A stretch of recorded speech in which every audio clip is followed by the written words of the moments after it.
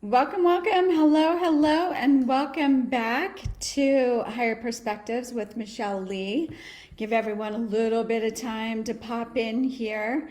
Um, I'm here, for those of you who don't know, I'm Michelle Lee, co-founder with my daughter, Megan Camille, of the Sophia Mystery School and a women's empowerment coach for over 20 years now. So I've been supporting women for some time and a spiritual coach as well, a spiritual coach.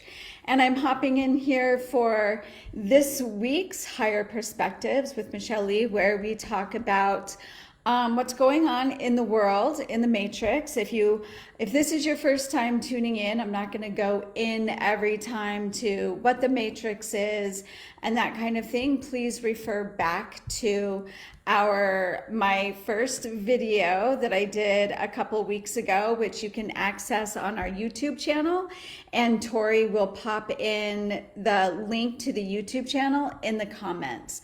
So you can grab it there, but I don't think it's the best use of time for me to go over what the matrix is. But just understand that the matrix is a single point in time inside the mind of the divine, and outside the matrix there is so much more. It's kind of like how our eyes see and what frequencies our eyes can see compared to what is available, the entire spectrum that's available. And that's kind of like, that's a great metaphor for what we live in inside the matrix. Everything that we see, it seems like the entire reality. And it's truly not the entire reality. It's a tiny, tiny, tiny little speck of a percentage compared to what's available. And my point in coming in here with Higher Perspectives is to bring your attention to how to look upon the matrix in a healthier way that's going to support your vibration. It's going to support your ascension. It's going to support the ascension of the planet and the ascension of all of humanity. So I just want to bring that forward. And last week I started the conversation about the truth about abortions. And because I keep these videos to 15 to 20 minutes, I didn't really get to address all of it. So if you didn't see part one and you're just now tuning in, please go watch the other videos so you have a frame of reference for where I'm coming from. So if you choose to comment on these videos, you have the frame of reference, you have the whole story, which is very, very important. So coming forward and speaking of this, having these conversations is definitely a challenge. In my lifetime, I have been able to see the programs that have been put into the matrix that completely defy divine truth and what is true for us as spiritual beings, as divine beings, as expressions of the one infinite creator that some people may call God. So anyway, I want to jump into part two on the truth about abortions. First, I want to address a comment made by somebody when we were talking about abortions, and she said, it's never right to take a life. And I want to address that piece. And the truth is, the higher perspective is that only inside the matrix on this planet can it appear that you are taking a life. It is absolutely, in the highest truth, not true that a life is taken. Only one being gives life or takes away life. There is no taking away life. Life is consciousness, it's energy. And once energy is created, energy just moves. It never ceases to be. And as consciousness, we are we are endless. Life is eternal. So when we decide to be born and incarnate into the physical body, what we're doing is we're just bringing our consciousness into a vehicle. Our body is in a vehicle. And inside the matrix, we have been taught that the body equals life. So it's a very small view of the truth of the expansiveness of who we are as spiritual beings, as divine beings. So when we come into the idea that inside the matrix that the body equals life, then it can appear that life is taken. But the only being is our divine creator that could actually take a life. But our divine creator could never do that, and it's impossible. So right now we're experiencing this illusion of separation because we sparked off from the wholeness of the divine being, our infinite creator, what some might call God. We sparked off. And so we appear to be having these individual experiences. So when we stop having these individual experiences, we will not cease to exist. We will only go back to our creator. So in the sense of an abortion or terminating a pregnancy, when the very difficult choice is made to terminate a pregnancy, a life is not taken. What happens is that we choose not to create a vehicle for that consciousness to come in and experience 3D. Now, what I have experienced in many of my readings with clients doing their Akashic records is that women who have chosen to terminate a pregnancy, oftentimes that soul comes in later through another pregnancy. And many times they're very aware of that, or they have that sense that that has happened.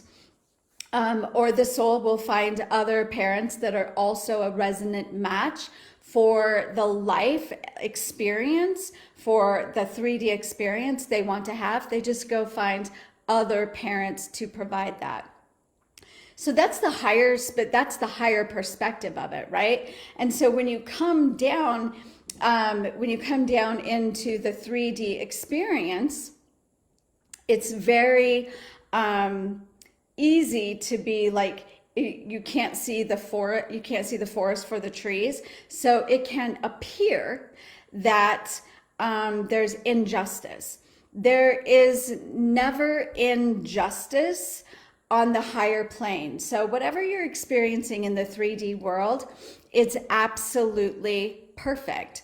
And every experience is an opening for a higher vibration to come through. So just as we are seeing the struggle, once again, I talked about the looping that happens in the matrix, because we are in a loop.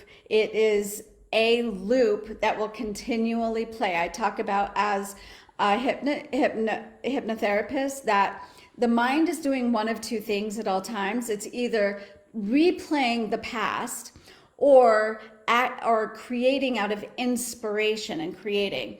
And what we see happening in the matrix is very much a replaying of the past over and over and over. And when that happens, and that is how we stay in the matrix, is these experiences create emotions, emotional drama. The emotional drama can trigger certain behaviors, which then causes karma, which then pulls you back into this matrix. So pulling out of this matrix, as I've discussed before, is to pull your energy out of the emotional response of it. When you find yourself called to say, this is wrong, this is right, this is wrong, this is right, that is your ego. and your desire to stay right. And the ego's desire to be right also keeps you in the matrix. Coming out of the matrix requires a sense of neutrality. And that's the point of these higher perspectives, is to help you come to a neutrality. There is no victim, there is no victimizer. We are all souls here who contracted to have particular experiences. So, and I will come back to compassion around that. So, going forward in the abortions, fighting for this right to have abortion, number one, being able to control or decide whether we bring in our soul or not is a divine right. It is a God-given right. Our infinite creator gave us that right as co-creators in this world. And so there's ancient wisdom that's available now that we lost access to through the witch trials, through this fear about women being connected with their bodies, understanding their bodies. Inside the matrix, that is unacceptable, because that has been a desired experience as souls, is to experience a patriarchal world in which the feminine doesn't exist or is devalued. So, and then it creates, as I spoke before, a culture in which abortion is necessary, right? We're no longer connected to our ancient wisdom. Now suddenly pregnancy appears to be something that happens to us that we don't have any control over, even once we understand that our ovulation and all of that. It still seems like an event that happens outside of us, which then and then in the culture where rape and sexual abuse to children and adults and women happens, there's another cause, a need for abortion, right? And also in the culture where there's no support in motherhood. So many women are like, how do I support more children? Many women are on their own. So all of these instances, all of these circumstances, which wouldn't happen outside of this created illusory matrix, happens here. It wouldn't happen outside. And so for that reason, abortion seems to be necessary. So then the laws comes like, we fight for abortion, we need this, and it feels very real and true. And then what happens is women are faced with this very difficult decision, which the decision itself is traumatizing, which then is a wounding to the feminine, right? And then what happens is that the abortion process itself is often very, very traumatizing. So up until recently, it's always been the male doctor doing the abortion. With women that I know who have had abortions, it's been very cold, very clinical, very icky, right? It's very masculine and doesn't take into account the emotions of it, caring for them. There's all this judgment around it. And so the idea that we're fighting for that right to have that experience is not in resonance with the divine truth of the divine feminine. So when we're looping around here, here's how you pull yourself out of this emotional experience is, number one, this experience is going to open the way, it already is opening the way, for women to reconnect with their ancient wisdom and discover their sovereignty over their body, okay? Some women will do that and they will have a more spiritual experience. That is part of the ascension process. There will also be the women that are victimized, right? Their soul had a contract, or they have desired to have the experience of having a bad experience around that. And that is the soul's creation. That is the soul's desire, that they are to learn from that experience. So pulling out of the matrix, you can see this big picture that every experience that each person is having is based on their soul's desire. There is no victim, there is no victimizer. So, but what's important is you can see from this higher level and have a full and even more compassion than you would have inside of the matrix, because being able to see the entire picture, you can see how challenging, how painful it can be on either side.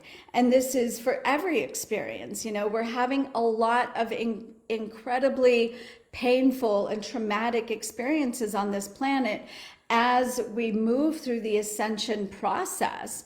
And as we grow into our higher frequencies, we are no longer drawn into the drama of the matrix to the point that we suffer.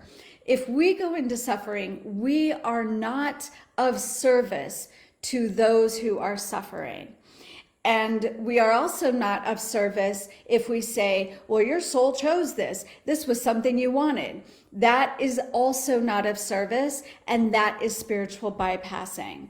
What I'm talking about here is not spiritual bypassing. It's having open eyes, seeing the world through your spiritual eyes, and you can have compassion. So when you see these experiences occurring, you get to show love. You get to be that voice of encouragement, that voice that helps people to see themselves in a higher way, right? Like that voice that holds, you know, the arms that hold the people who are suffering, without suffering with them, but holding the space, the vision of who they truly are. And who they truly are is divine beings having a spiritual experience. This is something that I feel like has made such a big difference in my coaching business over the years, is that I can be in a space of compassion. I can be in a space of compassion and still see that the person in front of me, my client in front of me, is so much more than what they are feeling they are, or thinking they are, or believing they are in that moment. I understand that in the throes of the emotion, our vision of our higher self is clouded. And so that is what we're being called to do. When we can see the world from a higher perspective, is not to get pulled into the suffering, but to be the calm in the eye of the storm, to be the eye of the storm, the calm where our vibration ripples out to everyone, and it affects people. If you are that calm, then we are having a greater influence over the trauma and the drama that's happening. If we don't go into fear and we hold that space, it's just like having children, right? When something scary happens, if we can remain calm, our children are looking at us to see how we should respond. And if you are watching this, then you are more awake than most people on this planet right now. And if you stay calm, our brothers and sisters who have not awakened to the point that you have or I have at this point, they are looking to us to see, how do I respond to this? What is real? And that is the point of holding a higher perspective. All right, everyone, if you're watching this on the replay, please put hashtag replay, put your comments and your thoughts here. And I welcome any topics you would like me to address. I will not be here next week, as I am going on a spiritual retreat to learn more, to expand more, and so I can serve even higher. Thank you so much, everyone. Mwah. Bye for now.